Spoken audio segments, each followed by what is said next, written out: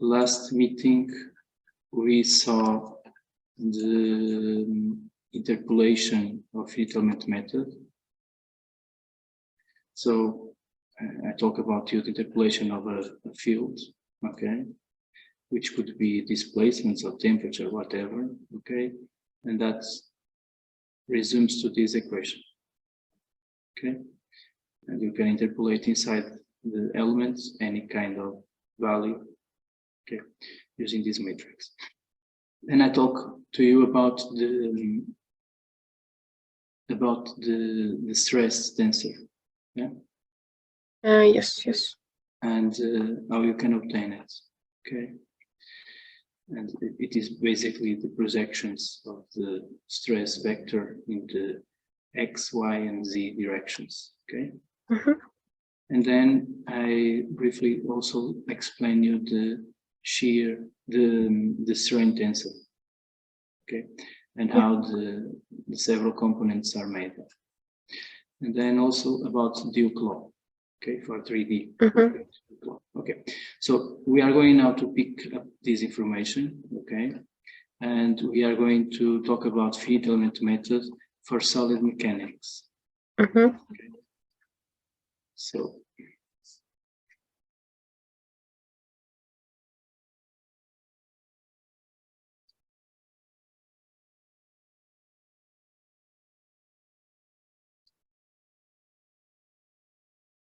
very well. Okay, so first of all, we have this domain, okay, and this domain can be in 3D. Okay, we are going to I'm going to explain it in 2D is faster. Okay, 3D has a lot of components, so it's easy. So what this domain has? This domain has initially no displacement field, and because of that, he has no strain field and also no stress field. Okay, so what we are going to do? We are going to insert here some constraints. Okay, this does not let the body moving. Okay, does not let it move, and we are going to insert some forces. For example, a force here and another force here, and our body will deform, will take this shape more or less. Okay, so what is happening now? The U is no longer nu, which means that the strain and the stress in every point of your domain is no longer zero. Okay, if you calculate the strain in this point, it's no longer zero. The stress is no longer zero because this point has the displacement. It was here and now is there. Okay, it's moving. If we look at the boundary, we can see that, for example, these two nodes, this one has moved to here and this has moved to there. Okay, so both these nodes have some kind of displacement. Okay, so what do we know about the energy? We know that the force applied will give rise to a displacement. Okay, and if I apply this force, I will have this displacement. For example, consider a simple case: a bar under a force, okay, which will deform and will take this shape. It will stretch, okay, and the energy of the external forces is equal to 1/2 of F multiplied by U. This is F, this is U. So it is this area. Okay, this is the energy, the work of the external forces. If you look inside, you can see that every point, because this is an area, okay, this is an area. Every point inside your bar is submitted to the same stress. Every point inside is submitted to stress equal to F under A. And every point inside has the same strain, which is the initial length and here is the displacement.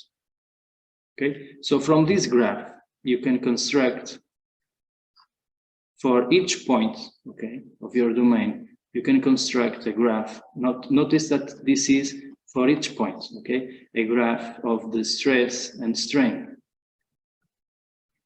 And it will be very similar.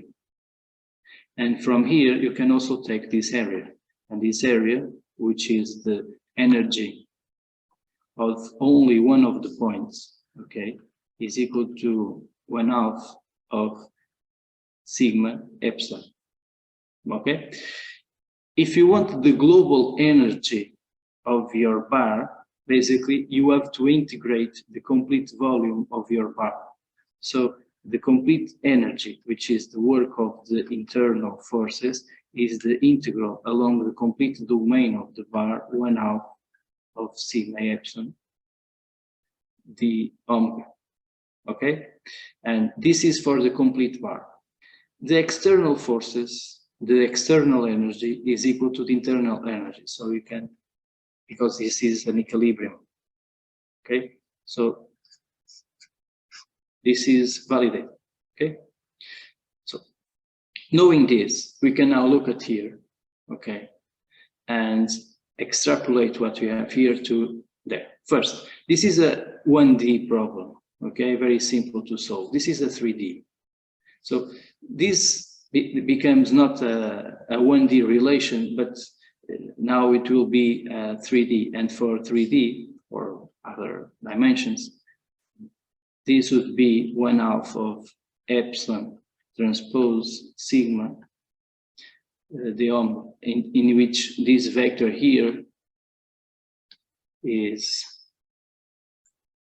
from last lesson, this vector of the strain that I show it here, okay?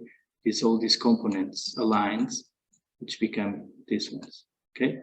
This is the vector, okay? And this one, the sigma, is this vector, okay? If you transpose this vector and you multiply by this one, I'm going to do it in 2D, for example.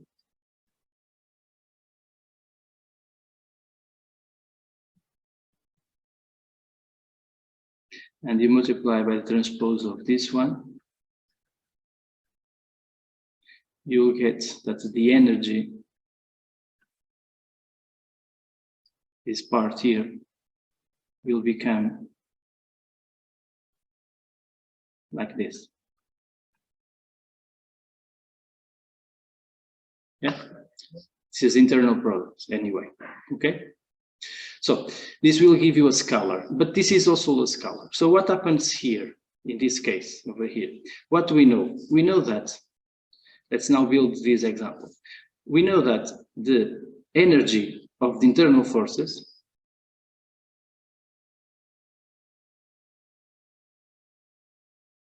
this is an epsilon, okay?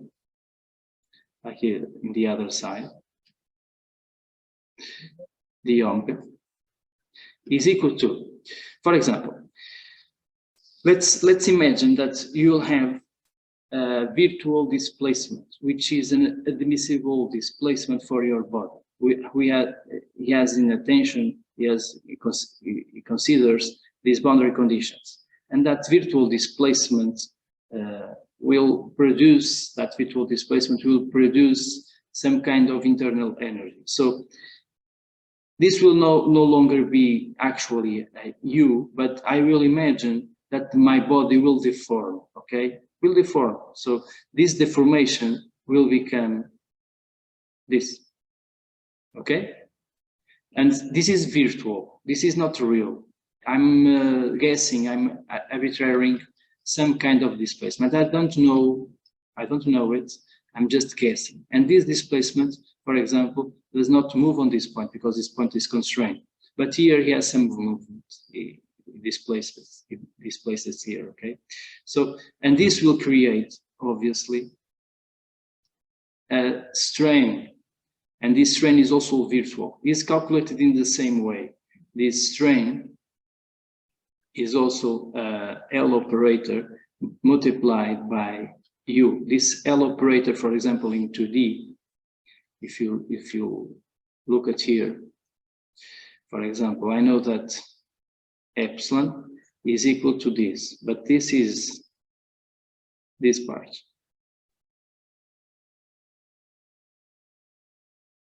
I talked about it last lesson, okay? This here. Okay, this part. And so if you have this, you can transform this expression in something like this. I'm going to drop down this one. I'm going to take this to this side. And now look at here. You have that epsilon is equal to this operator.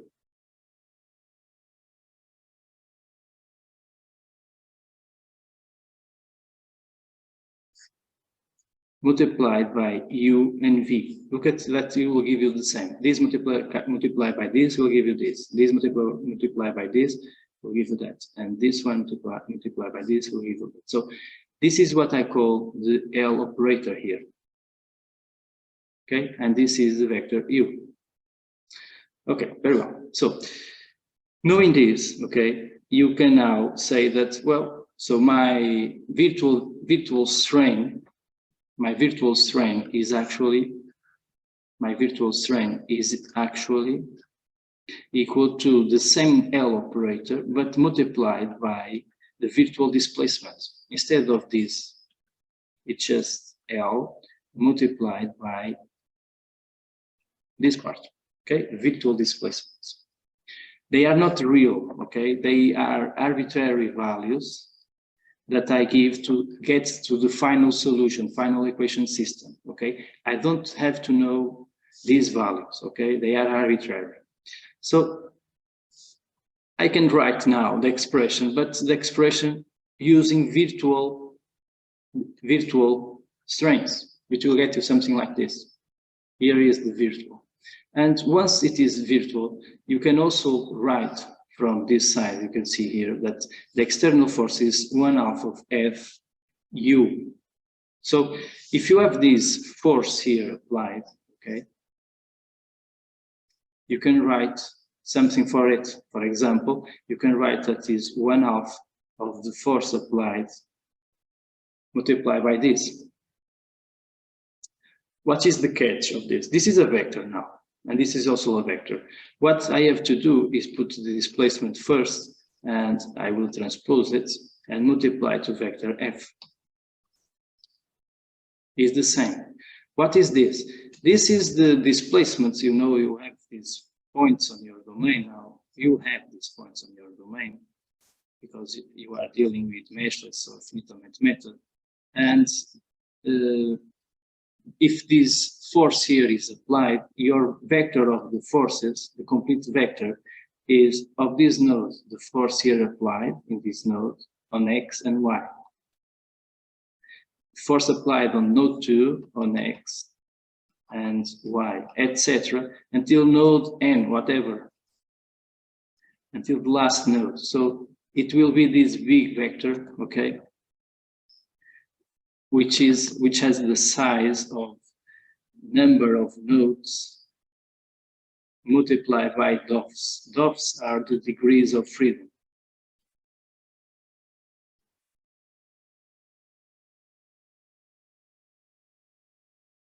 Which you can see here. For example, in 3D, you have an X, you have a Y, you have a Z. And in this direction here, you have U, V, and WV. In 3D, you have 3 doves. In 2D, you have U and V only, 2 doves. So the number of nodes multiplied by doves will give you a 2 times number of nodes in this case. So in here, you are multiplying a vector, which is this one, which has the virtual displacements of all nodes, and you are transposing, obtain, and multiplying by this one will give you a scalar.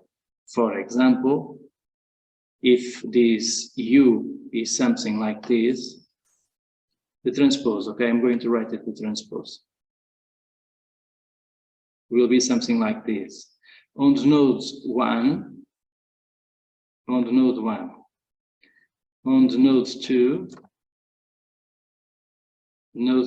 this is our displacement vector on virtual displacement vector of node 1. This is our virtual displacement vector on node 2, etc. until the last one. And this will be on node n. Okay, if this vector here is the same size of this one, this is transposed. If you multiply this by this, it will give you a scalar. Okay, and this scalar is equal to that one. That's it. You already noticed that the 1/2 will cut. That is true. More, your problem can have punctual forces or can have other kind of forces. For example, it can have forces applied on a surface. For example, distributed forces. Okay, they are being applied on this surface. So this surface, I will call it gamma S, and this is a function here which is being applied in this gamma S, which I will call it F, which depends on x and z and y. So we have to sum with this one. We have to sum the integral along this surface of our 1/2 virtual displacements that these nodes have multiplied by the force vector on those nodes. More, you can have also the force applied in a curve. So it will be something like this. This will be a function, okay? And this function now also depends on x, y, and z. This is general, is applied here. So, and this boundary, we call it gamma C. It's a contour, okay? It's a curve. So plus, this is all this is the summing, okay? This is a heading.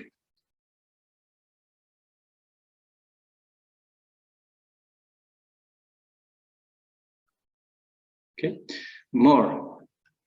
You can have weight. Your body maybe is under the gravity action, okay? So this is a vector of gravity. So each part of your body, you know, its node, its integration point, will have its own volume, okay? And it will have its own density. So I know that the force that is being applied here, I will call it B, body force, will be,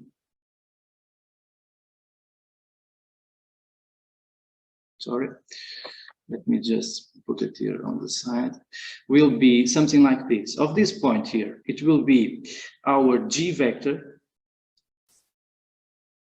multiplied by our density multiplied by the volume.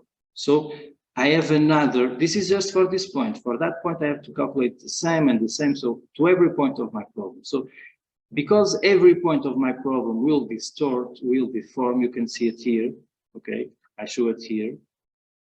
Every point has a, you see here, as a deformation.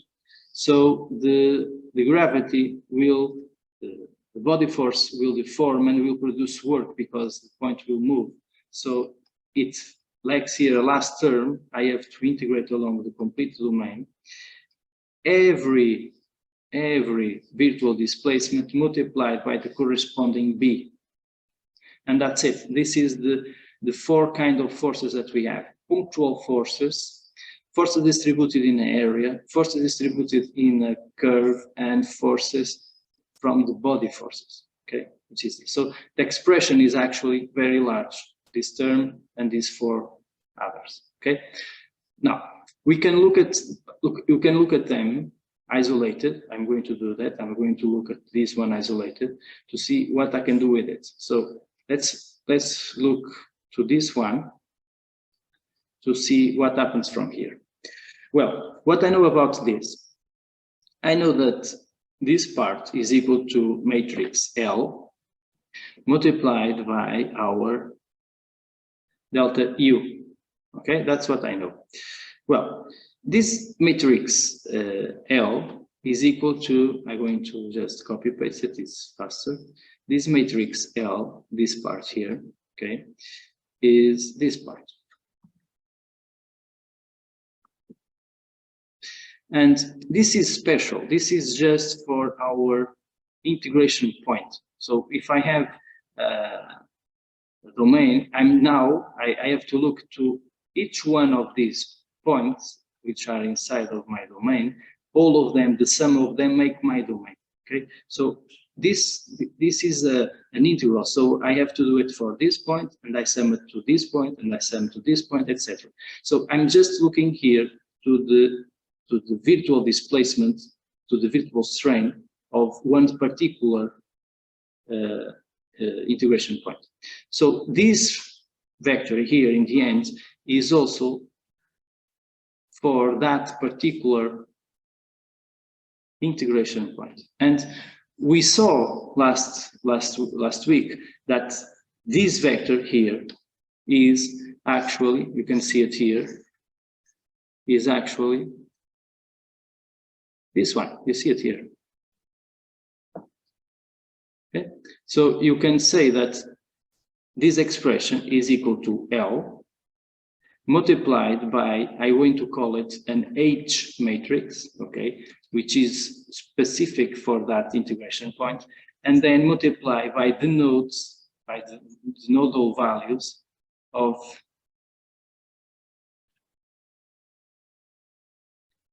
the nodes inside of the element. For example, if you have an element that is a 3-node element, okay, only 3 nodes, it will be just this.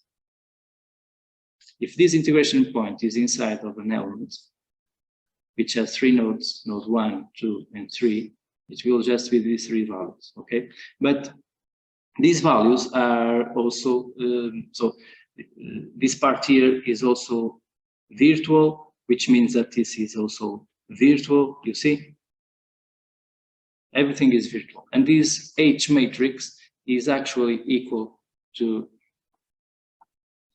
this one, okay? I'm going just to copy paste it to here.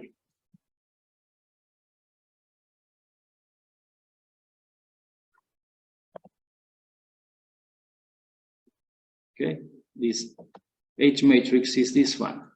The L matrix is this one. And our U matrix is this vector is this one. So this is the complete system now you are looking at. Okay, and if you multiply actually, if you multiply this L matrix by this H matrix, you'll get a new matrix, which is the deformation matrix or deformability matrix, and it is matrix B. Matrix B is what happens when I multiply this by these two. Okay, B is equal to L multiplied by H. So B will be this matrix. For the three element node, okay?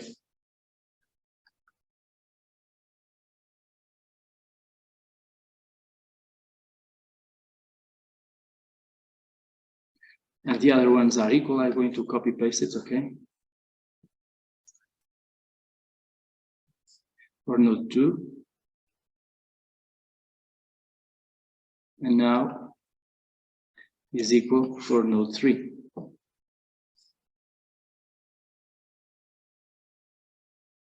You can see that this is the product of these two, L and H.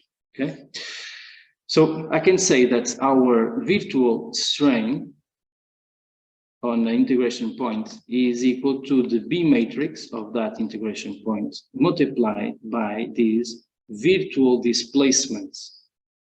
Okay, so this part here, transpose, is equal to the transpose version of this.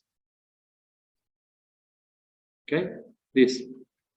When I look at here, I see that we are dealing with the transpose very well. And the sigma, what is the sigma? Sigma, the stress, the real stress, is equal to the constitutive matrix, matrix D, multiplied by epsilon. And we know that this epsilon is equal to BU. So this one will become BU, and these are the real displacements.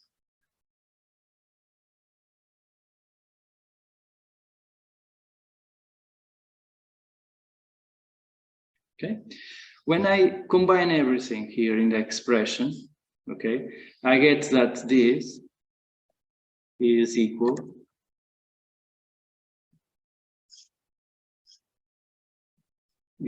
to the integral of 1/2 of this part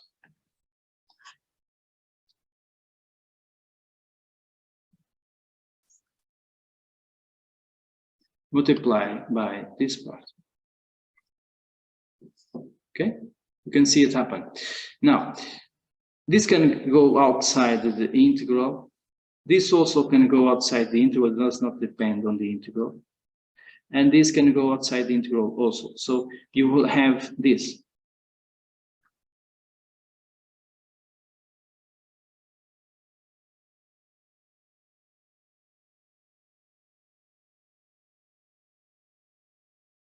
And this part here is your stiffness matrix. Okay, K is the letter for it. Okay, okay. So this first term is done. This one is easy. I already explained it. Is here. Now let's look at this one, for example. No, let's look at first at this one because it's also integral along the domain. Okay, so you know that 1/2 of delta U transpose B is equal to, what is this? This is already here, okay? This is already here. I said it that this part here is our delta U, okay? So vector. So here I can say that we have the integral along the domain of H, matrix H, delta U, all of it transposed, and now B. So this is equal to the integral of 1/2 of delta U transpose H transpose B delta U, delta omega, the omega. So this can go outside, this can go outside, and it will become this much nicer expression. Okay, the same. Now for these expressions, I'm going to just copy paste it so I have it down there. The same for these ones. It's the same, exactly the same. If you see this term of delta U is the same, so it will give you the same results.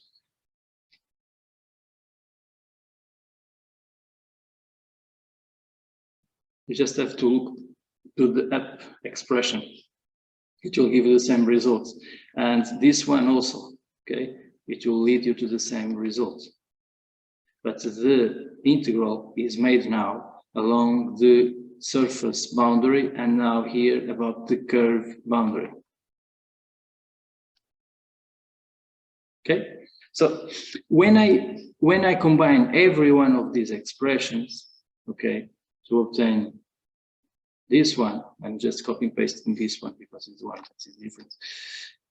I get this. I get that our stiffness matrix, I'm going to copy paste this part, our stiffness matrix multiplied by U is equal to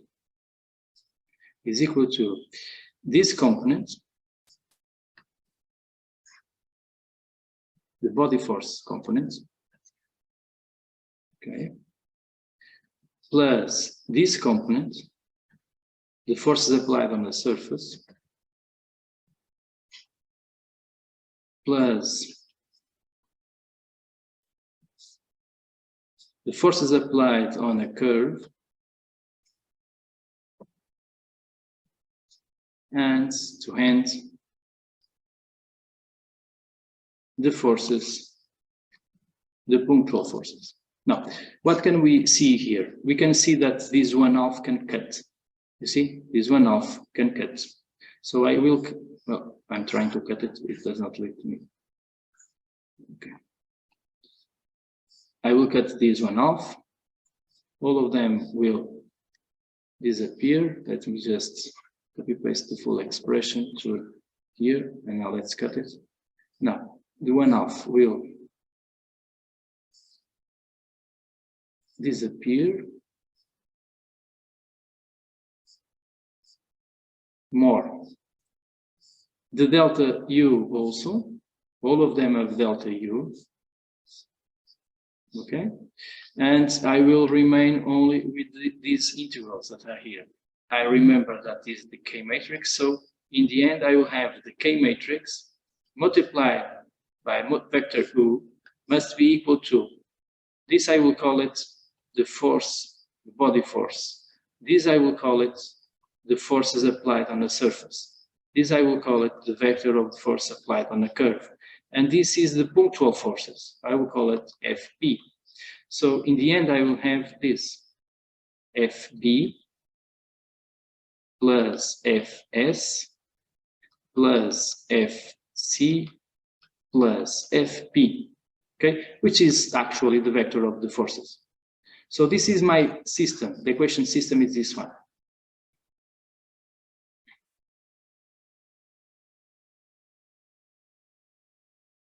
A system of equations, and it can be written more simply like this, and now I can obtain the displacement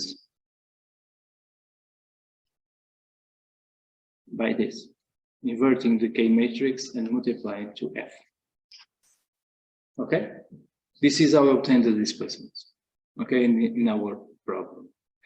So these are no longer virtual, this is real, okay? I only applied the principle of virtual work. I'm going to write it here, okay? This is the principle of virtual work.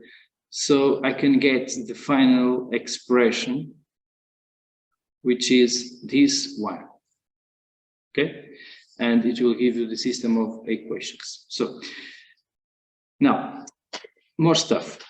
This equation here, only this stiffness matrix that we are seeing here as this, the following dimension is, it is a number of nodes per DOF is a number per number of nodes per DOF. Okay, this is the size of this matrix.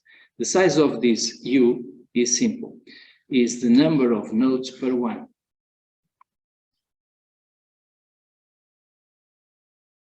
This is the size of this vector. And the size of vector F is the same, is the number of nodes per one. Number of nodes per number of DOFs per one. Okay, this is the size of it. Okay, so how will you impose the boundary conditions?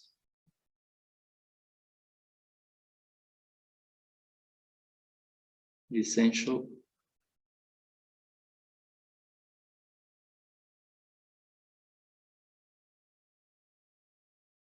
which are the constraints of displacement. For example, I know in this node is constrained. The U and the V are both equal to 0, okay, in this node. For example, in this node here, which allows this movement, only the U is equal to 0, okay? How we impose the essential boundary conditions, okay? How I do it is easy. We can do it by the direct imposition method.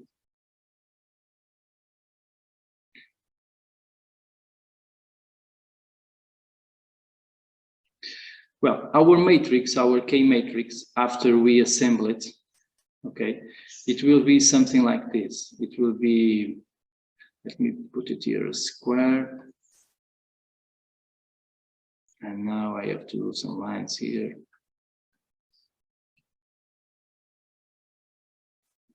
This is the matrix, okay? I'm going to make a small matrix.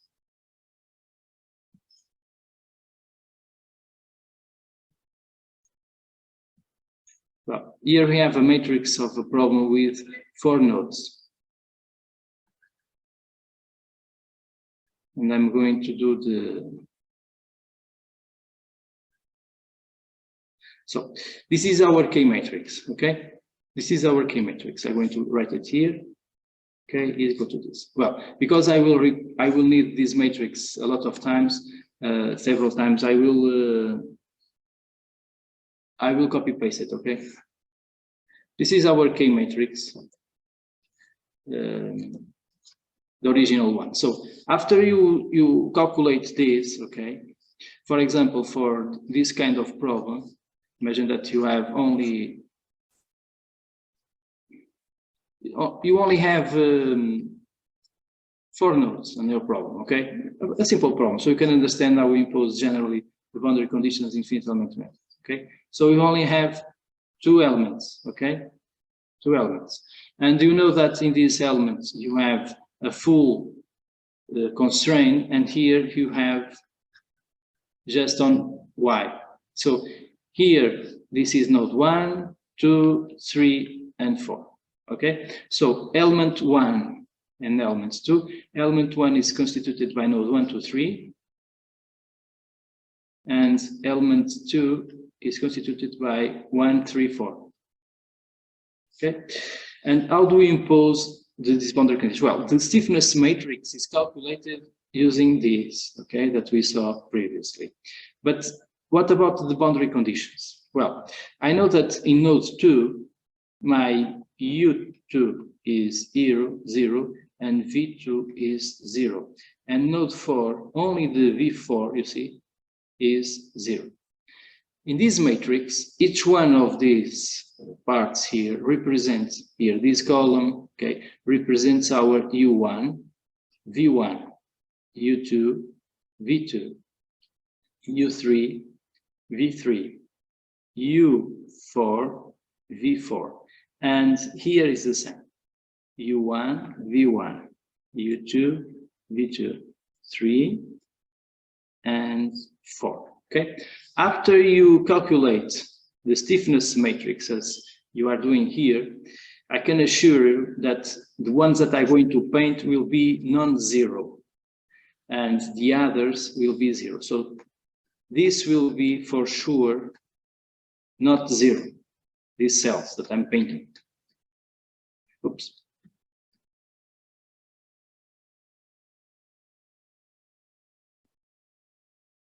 Why? Because this is element 1, you see? 1, 2, 3, 1, 2, 3. So you will have a stiffness matrix for these elements. And then you'll have another stiffness matrix for element 1, 3, 4. Okay? So now you have to, this is the stiffness matrix that will produce for element 1. I'm going to put it here. Element 1, okay? I'm going to select it and copy it. For element 1, and for element 2, what you have in element 2, you don't have it. Just a minute. In element 2, you don't have node 2, okay? So I know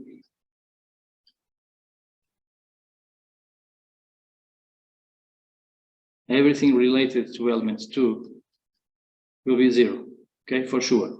And only related to element 4, 3, and 1 will have non-zero values, okay? So this is for the stiffness metric that will be produced for element 2. You don't have to know, if you develop these equations, you understand, you will get to these matrices, okay? It is in the PowerPoint that I sent. When you had these, you sum these two matrix, you can see that some values will have lower than others, okay? But they will be all of them will be fields. Okay, so when you have both stiffness matrix, you can see that I'm going to copy this one, not this one.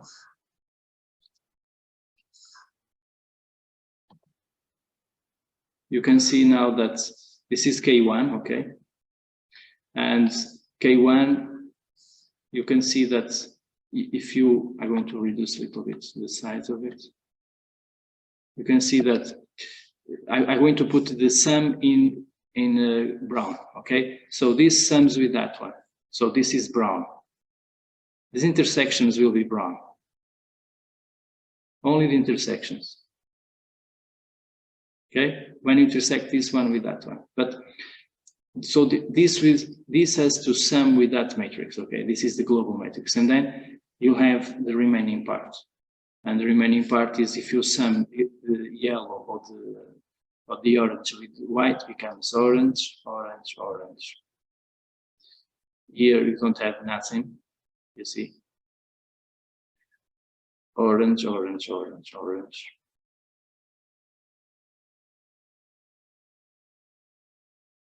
Here is in both is white, and here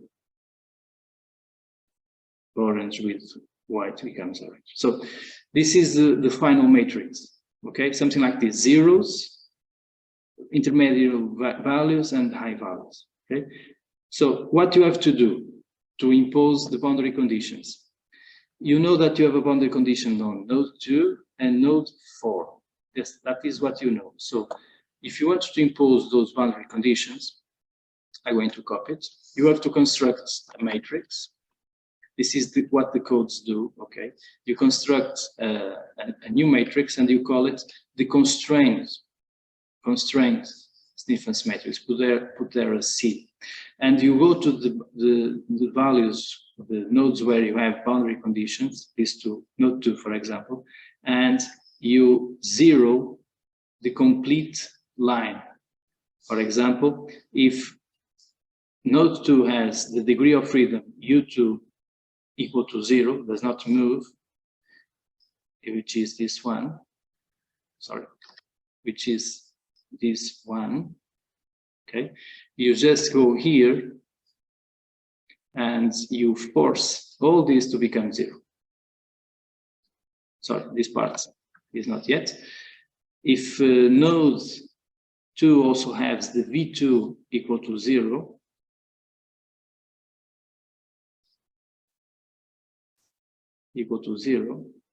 you have to go here and put all these values equal to 0. And to end, if node 4 has the y direction blocked, V4 must be 0. So you have to go to this line and put everyone like this. Okay? Now, you just erase it, okay? I'm just erasing the values. You have to do the same thing for the force vector. The force vector is a vector something like this. I'm going to take advantage of this part that I have written here. The force vector is something like this. This is the force vector. And you can have forces in all nodes. You can have a force here, along X, for example, a force there, a force here. This is your P, Q, and what you have, node 3, F negative. So here in node 3, in direction X, you have minus F.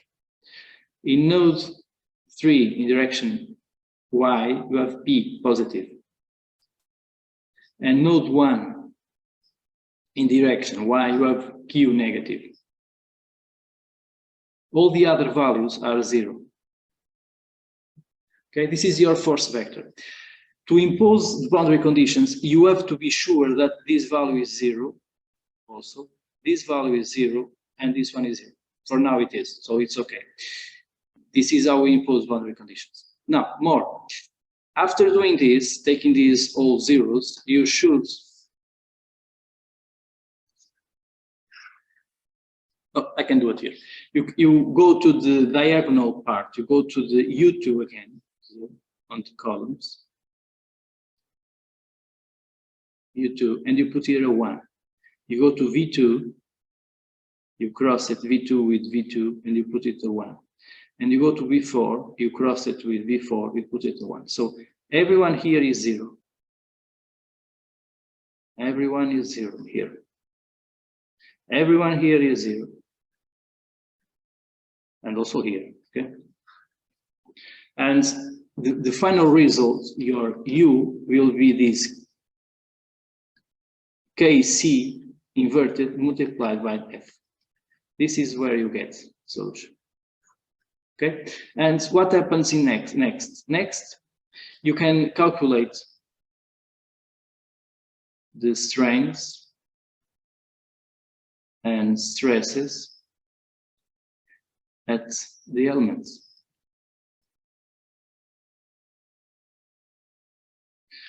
This U vector that you get from here, U vector, will be something like this here, okay? It will be this vector with a lot of values, okay, that can be equal to 0, different from 0. There are some values that I know that will be equal to 0, which are these 2 on node 2. U2 and V2 are 0 for sure. And this will have also 0, the V4, because V4 is equal to 0. But the others, I don't know.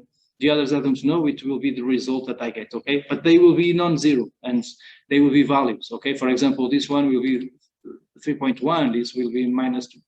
I don't know. It is what the result gives, okay? So this is the final displacement. So in the end, this U vector will give something like this to our result. It will deform our body. Our body will be deformed. Okay, this is fixed, but maybe this one will be here, and this and this one will be there. Okay, so element 1 is now like this, and this one will be probably here. Okay, and there. So this is a new position of the nodes, and these new positions are here described. Okay, the values of it. So if you can see here that now element one has its own displacement of the nodes that compose it. So I will have for element 1 my U1, V1, U2, V2, U3, V3. That comes directly from here. I will call it this vector like this, displacement of element 1. And element 2, if you see it now, nodes 3, 1, and 4, you have to do it this. This is a V.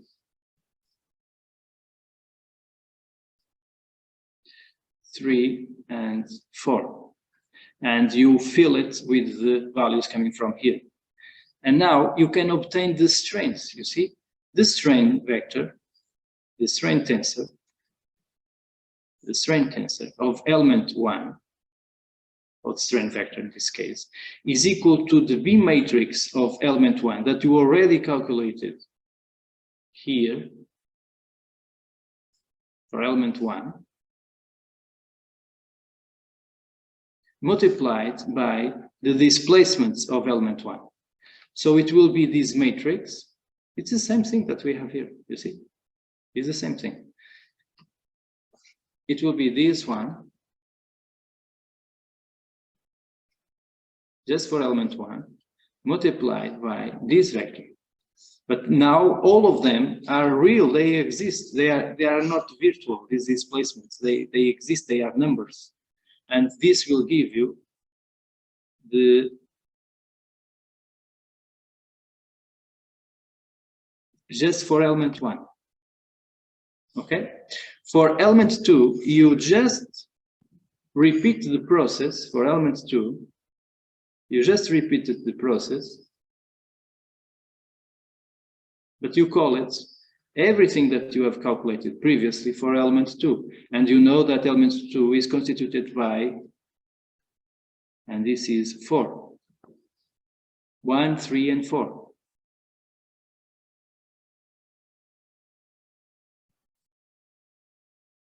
And if you have 1,000 elements, you have to repeat this 1,000 times. Okay, but this is a computer that do this. It's not you, so you don't have to worry about it. Okay. So this is element 2, and in the end, using this information, well, if you want, you could calculate the stress. And to calculate the stress is easy. To calculate stress, you know that the stress of element 1 is equal to the D matrix of element 1, because element 1 can have its own material properties that are different from element 2, multiplied by the strain of element 1. So it will become 1. This is just 2D, okay? It's easy. I'm just repeating that it's 2D, so we don't forget that it is 2D. Okay, these are material properties of element 1, and they will be multiplied by now the strain that you calculated previously. You see? And that will give you the stresses for element 1.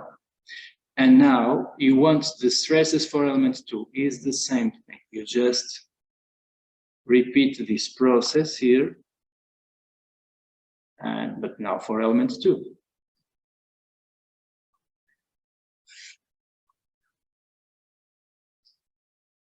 And element 2, it has its own material properties, okay, which will be 2 here. All of them are 2. And multiplied by the strain of element 2 that you calculated here, okay.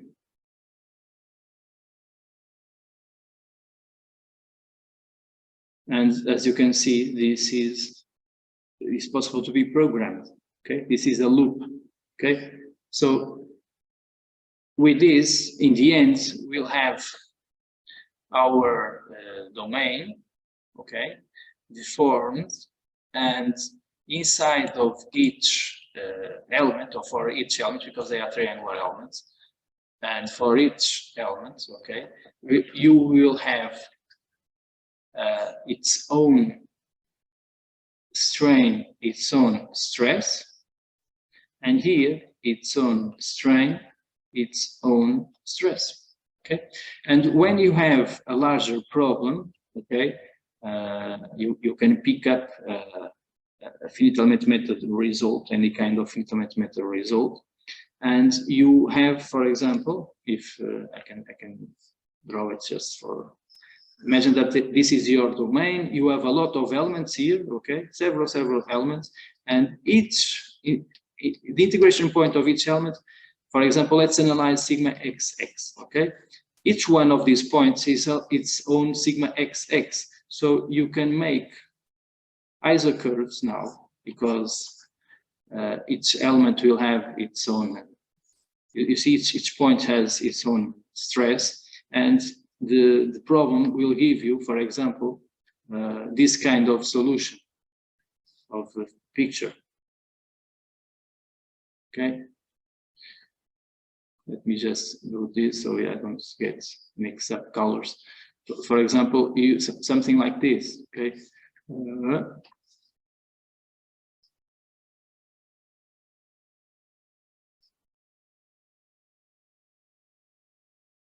Where the colors represent the level of the stress. You understand? Okay. I have here, for example, an example of a true result of finite element method, and you can see that these are the nodes, okay, and you can see the variation of the stress, and it's varying along the domain.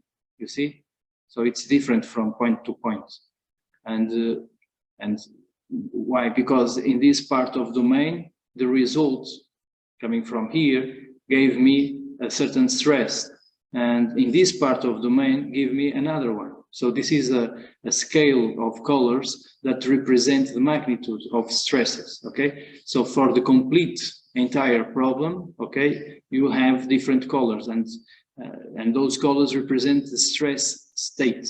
Okay, so why this is important? Because in this particular problem, I know that, for example, this was applied here a force. Okay, this is constrained, not moving, this boundary, and it was here applied a force. And I know that here I have a maximum stress. Okay, and I have to compare this maximum stress with the maximum stress of the material. If this maximum stress that I obtain in my model is higher than the maximum stress of the material, it will damage, it will collapse. Okay, and that's why it's relevant to know in every point of my domain what is the maximum stress. Okay, and the finite element method allows me to do that. Okay, so in the softwares, in the programs, you will have something like this. Okay, okay, so I will finish here. Do you have any doubts about the finite element method?